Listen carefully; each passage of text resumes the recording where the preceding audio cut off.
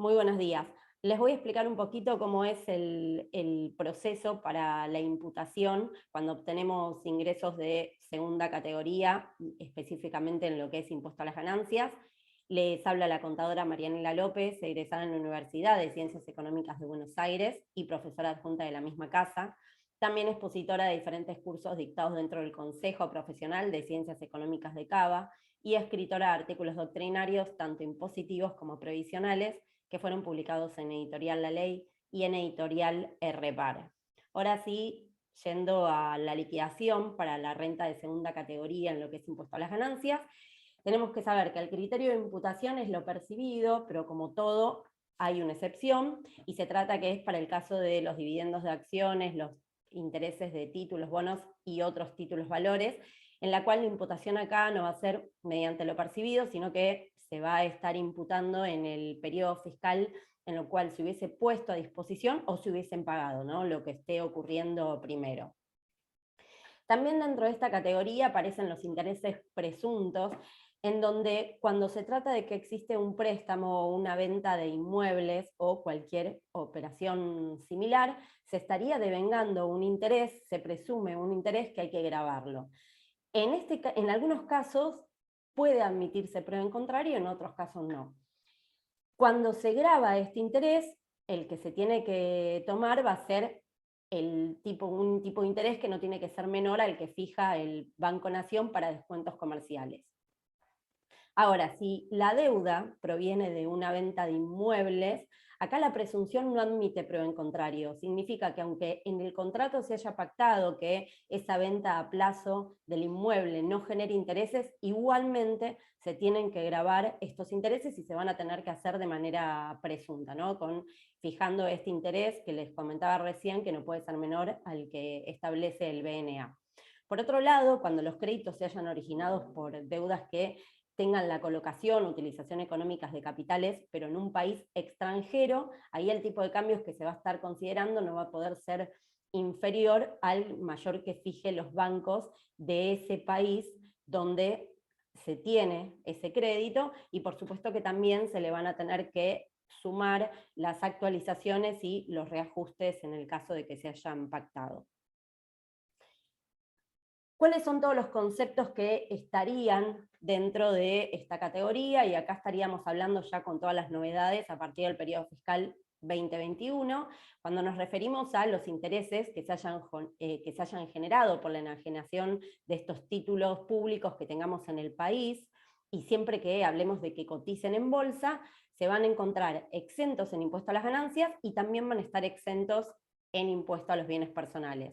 Cuando hablamos de los intereses que se generan, así como también la enajenación de estas obligaciones negociables en el país, ya sea en pesos o en dólares, y de nuevo que coticen en bolsa, también van a estar exentos en lo que es impuesto a las ganancias, y en bienes personales acá van a estar grabados, y para poder evaluarlo lo tenemos que tomar al valor de la última cotización del año. En cuanto a los intereses que se producen por cajas de ahorro en el país, ya sea en pesos o en moneda extranjera, tanto en impuesto a las ganancias como en bienes personales se encuentran exentos. Para los intereses de caja de ahorros de cuentas que se tengan en el exterior, en impuesto a las ganancias va a estar alcanzado, va a estar grabado, y acá lo vamos a grabar a la alícuota escalonada y progresiva, que actualmente es el artículo 94 de la Ley de Impuesto a las Ganancias, ¿no? Donde uno graba estos ingresos como una segunda categoría, y después tenemos derecho a descontarnos todas las deducciones generales, el mínimo no imponible y todo aquello que se vincule con este ingreso. Y en impuesto a los bienes personales también se va a encontrar grabados. Para el caso de los intereses en cuentas corrientes, ya sea en el país y en el exterior, también en ganancias van a estar alcanzados por la alícuota escalonada y progresiva, como en el caso anterior, y en impuesto a los bienes personales también están grabados. Y acá lo que hay que ver es, bueno, hasta el periodo fiscal 2020 estuvo la alícuota incrementada cuando se trata de un bien del exterior, o sea que si la cuenta lo tenemos en un banco del exterior, hasta el 2020 estaba alcanzada una alícuota incrementada. Hay que ver qué pasa ahora a partir del 2021, si sigue esta alícuota incrementada para los bienes del exterior o volvemos a la alícuota general para todos los bienes que tenga el contribuyente.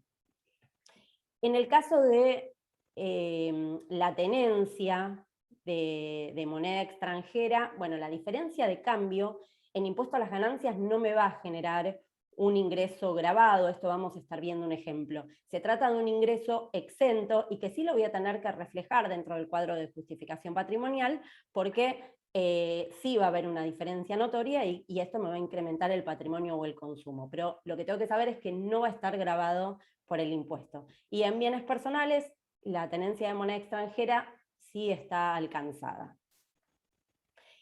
¿Qué pasa con los plazos fijos? Hasta el periodo fiscal 2020 teníamos que los intereses obtenidos por el plazo fijo tradicional estaban exentos, tanto en ganancias como en bienes personales.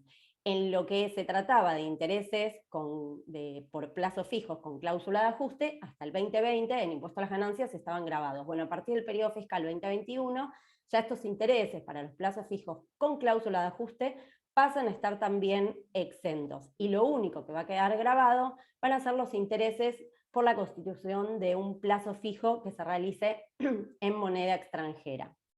Entonces, en ese caso, en ganancias sí va a estar alcanzados estos intereses y va a estar grabado por la alícuota escalonada y progresiva de ganancias, que actualmente dijimos que es el artículo 94, y en lo que vienen personales, por el momento sigue estando exento. En cuanto al resultado por la enajenación de acciones con cotización, en impuesto a las ganancias va a estar exento, en bienes personales está grabado, pero siempre el tema de las acciones en bienes personales, los que van a tener que realizar la retención van a ser la misma empresa, que tienen que descontar el 0,5% sobre estas acciones, y lo van a tener que hacer sobre el valor patrimonial proporcional al 31 de diciembre. ¿Qué pasa con las acciones con cotización, que son los dividendos? Acá en impuesto a las ganancias está grabado, el sujeto que va a tener que efectuar la retención va a ser también la empresa, y directamente cuando le paga al accionista le va a estar abonando un neto. Y para bienes personales también está grabado, y acá también es la encargada la sociedad de tener que practicar este 0,5% sobre las acciones. Es decir, sería no computable para el accionista. En cuanto al resultado de la venta de acciones sin cotización y dividendos, también en impuesto a las ganancias está grabado, y en bienes personales pasa lo mismo que les acabé de comentar, también está grabado, pero el encargado siempre va a ser la sociedad, no el mismo accionista. Para los resultados por venta de acciones del exterior que coticen en el país, que son los CDRs, en impuesto a las ganancias están exentos y en bienes personales van a estar grabados. Y en el caso de las acciones del exterior que coticen en el país, de nuevo con los CDR, que son los dividendos en dólares, acá van a estar alcanzados en impuesto a las ganancias, se van a grabar a la alícuota escalonada y progresiva del artículo 94, y en bienes personales también van a estar grabados. Vamos a estar viendo dos ejemplos en cuanto a renta financiera, uno que es un plazo fijo con cláusula de ajuste, como sería para el periodo fiscal 2021, y después tenemos un plazo fijo que se constituye en dólares. Entonces, en este primer caso, constituimos un plazo fijo con cláusula de ajuste, ¿no?, donde se utiliza esta cláusula UVA, que tenemos que bajar esta información, esta tasa, siempre del BCRA. Se constituye el plazo por 1.500.000 el 1 de junio, y la acreditación es el 31 de agosto, por 1.705.184. Acá dentro de este monto tenemos la actualización de capital, y por el otro lado también tenemos los intereses. Entonces, ¿cómo es que se genera?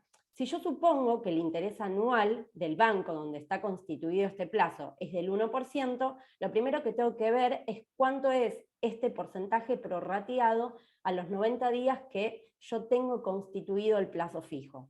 Entonces ahí hago una regla de 3 simple, donde lo voy a dividir por 360 o 365 y lo multiplico por 90. Esto me da cuál es la tasa prorrateada a los 90 días, que es el 0.2466.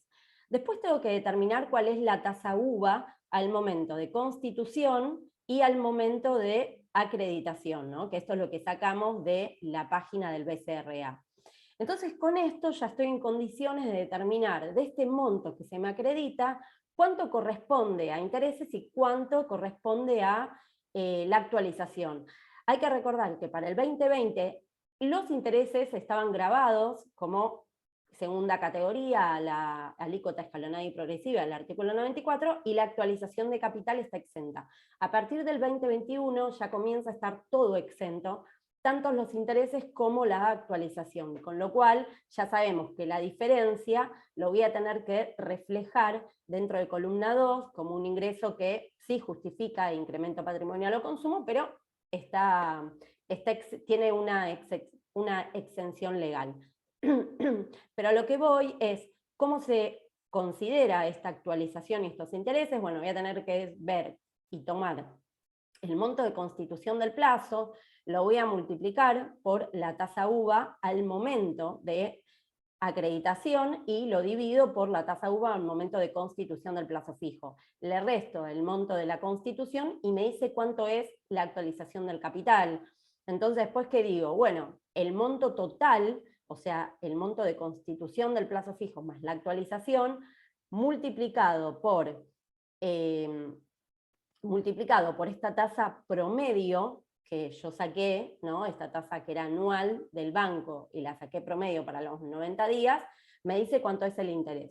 Entonces, como les decía, para el periodo fiscal 2020, estos intereses estaban grabados y esta actualización exenta. A partir del 2021 ya todo pasa a estar exento, reflejándolo dentro de la columna 2 del cuadro de justificación patrimonial. Ahora, ¿qué sucede con los intereses que sí se me generan en un plazo fijo en moneda extranjera? Que eso sí estuvo grabado para el 2020 y para el 2021 también siguen estando grabados. Entonces yo voy a suponer las mismas fechas de constitución y acreditación, también el plazo está por 90 días, pero fue constituido por $100.000, ¿no? Y al momento de la acreditación se acredita 100.246,60, con lo cual acá ya tenemos cuáles son los intereses. El tema es que esto nos va a generar unos intereses que hay que especificar, y es lo que vamos a grabar, y por el otro lado vamos a tener la diferencia de cambio. Lo que voy a considerar es el tipo de cambio comprador del BNA al momento en que se constituye el plazo fijo y al momento en que se acredita. Entonces después determino cuál es la alícuota que tiene, cuál es la tasa de interés que tiene el banco. De nuevo, supongo que es una tasa del 1% que es anual, lo vuelvo a prorratear para los 90 días, y de nuevo voy a considerar el tipo de cambio comprador al momento de que se constituye y al momento en que se acredita, porque con esto también vamos a sacar la diferencia de cambio. Entonces, el interés, ¿cómo voy a hacer? Digo, bueno, el capital, que son los $100.000, lo multiplico por la tasa prorrateada 90 días, que era lo que habíamos sacado antes, la tasa de interés que me otorga el banco, y me dice que el interés fue de 246,60, que era lo que ya teníamos reflejado. El tema con esto es que lo tenemos que especificar para grabar. Entonces, lo que voy a hacer es considerar estos intereses al tipo de cambio comprador del BNA al momento de la acreditación. Es decir, que al momento de la acreditación fue el tipo de cambio comprador fue 96,75. Entonces, lo que yo voy a determinar es, bueno, los intereses en pesos me da 23.858,55. Esos intereses son los que grabo. ¿Cómo los voy a grabar? Mediante, de nuevo, la alícuota escalonada y progresiva, que hasta el momento es el artículo 94, y va a ser como segunda categoría por lo percibido. Pero esto me genera una diferencia de cambio. ¿Cuál va a ser la diferencia de cambio? Estos $100.000 voy a tener que multiplicarlo por la diferencia entre el tipo de cambio comprador al momento en que se acredita el plazo, que es 96,75, menos el tipo de cambio comprador al momento en que constituye el plazo fijo, que es 94. La diferencia de cambio es 275.000. Esta diferencia es lo que vamos a tener como exento dentro de nuestro cuadro de justificación patrimonial en la columna 2, ¿no? Acá lo vamos a poner como otros ingresos que sí justifican incremento patrimonial o consumo, y cuando se nos hable, cuando se nos despliega todas las opciones, le vamos a indicar que es por diferencia de cambio. Otra de las cosas que nos genera un ingreso por segunda categoría son aquellos resultados que obtenemos por la compra-venta de monedas digitales, que son las criptomonedas. Y acá, como ya en otro video he comentado, lo que tenemos que determinar bien es dónde está constituido, cuál es el domicilio del emisor, para saber si se trata de un ingreso de fuente argentina o de fuente extranjera. Entonces, si el emisor está constituido, tiene el domicilio en Argentina, el ingreso va a ser de fuente argentina, caso contrario será de fuente extranjera. También es un ingreso grabado de segunda categoría por lo percibido, y también se graba la alícuota escalonada y progresiva. Lo que tenemos que saber es que si el contribuyente obtiene ingresos solamente de esta categoría, no va a poder descontarse el mínimo no imponible. Mejor dicho, el mínimo no imponible sí se lo puede descontar, lo único que no se puede descontar es la deducción especial, porque cuando se obtienen ingresos solo de segunda, no se encuentran obligados a pagar autónomos, con lo cual acá va a poder descontarse, al tener solo estos ingresos, va a poder descontarse todas las deducciones específicas, las deducciones generales. Y en cuanto a las cargas de familia, si las tiene se las puede descontar, el mínimo no imponible también, pero lo único que no va a poder deducirse es la deducción especial. Pero recordando siempre que tenga exclusivamente ingresos de segunda o de primera. Si tiene ingresos también de tercera y de cuarta, por supuesto que le corresponde también la deducción especial, y ahí habría que ver qué deducción, ¿no? Si es la empleada o si es la simple o si va por algún otro beneficio. Pero en este caso no le corresponde. Y por último, lo que nos queda ver en cuanto a esta categoría es el impuesto, que esto sí no fue derogado, es el impuesto cedular, que proviene de la venta de inmuebles. Antes de estas modificaciones, antes del periodo 2018, cuando se vendía un inmueble, salvo que estemos hablando de una empresa constructora, donde la venta de inmuebles ya le estaría generando un ingreso grabado de tercera categoría, exceptuando eso, si hablamos de una persona humana, cuando realizaba la venta de un inmueble, lo que tenía que pagar era el ITI, ¿no? Este 1,5% sobre el valor neto de la venta, y el sujeto obligado a retener este impuesto siempre fue el escribano. La única excepción de no pagarlo era si uno vendía un inmueble para adquirir otro en su reemplazo, o sea, con destino a vivienda, ¿no? Y se utilizaba este beneficio de venta y reemplazo, sacando un certificado de no retención por la página de AFIP, donde se lo dábamos al escribano para que no efectuara la retención, porque le estábamos diciendo que en el plazo de un año íbamos a estar comprando otro en reemplazo de ese inmueble que vendo para poder vivir. Con la modificación que se introdujeron a partir del periodo 2018, se estableció que la venta de inmueble, si el inmueble que se está vendiendo fue adquirido antes de enero del 2018, ese inmueble, por esa venta, tiene que pagar el ITI, en la medida que no utilice, como les decía, la opción de venta y reemplazo. Ahora, si se vende un inmueble el cual fue adquirido posteriormente a enero del 2018 y este inmueble tiene destino o fue la vivienda de la persona que está realizando la venta, directamente está exento. O sea, no hay que presentar nada, ningún certificado de no retención, directamente queda exento. Y lo último es que si una persona humana vende un inmueble que fue adquirido después de enero del 2018 y no se trata de vivienda, va a estar grabado. ¿Cómo va a estar grabado? Mediante el impuesto cedular. O sea, esto se tiene que ingresar aparte de la declaración, y lo va a grabar el valor neto, o sea, sacándole al precio de venta el costo actualizado, las amortizaciones y todos los gastos e impuestos que se vinculen con este inmueble. A ese valor neto lo voy a estar grabando por el impuesto cedular al 15%. Y siempre, de nuevo, considerando que se trata de una persona humana, porque si estamos frente a lo que es un sujeto empresa, y sobre todo esto de la venta de inmuebles para las empresas constructoras, bueno, todos los ingresos van a ser como parte de la tercera categoría, y siempre ese ingreso por la venta se va a encontrar grabado. Bueno, hasta acá llegamos entonces con la forma de liquidación en impuesto a las ganancias para las rentas de segunda categoría, así que como siempre nos volvemos a encontrar la semana que viene. Muchísimas gracias por su atención.